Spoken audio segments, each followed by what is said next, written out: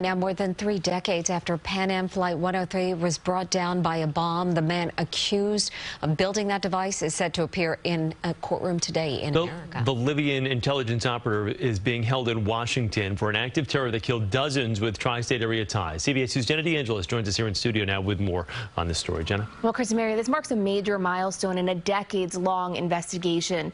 270 people were killed that day, many of them Americans, leaving behind families yearning for some sense of closure and justice. It's my first thought in the morning, and it's my last thought at night. Since December 21st, 1988, this mother has been living with the pain of losing her daughter Nicole, who was on board Pan Am Flight 103. The plane was headed to JFK Airport from London.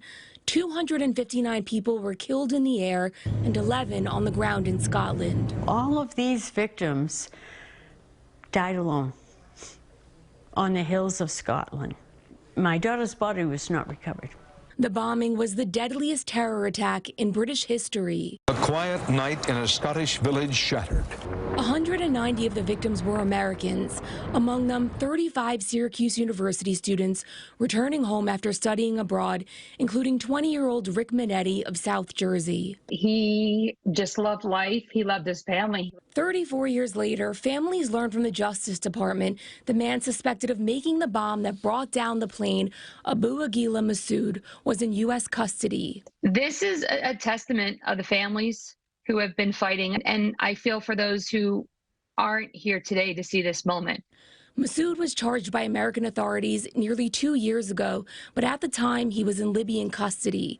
He's the third Libyan intelligence official charged in the U.S. in the case, but would be the first to appear in an American courtroom for prosecution, bringing some of the families impacted a sense of peace. It's some measure of justice and satisfaction that somebody who was so critical in the murders of our loved ones is going to be held accountable in the United States. Masood is expected in federal court in Washington, where he faces 2 criminal counts. We're told families of those impacted will gather for a news conference in Florida ahead of his hearing. Chris and Mary. Jenna DeAngelis. Jenna, thank you.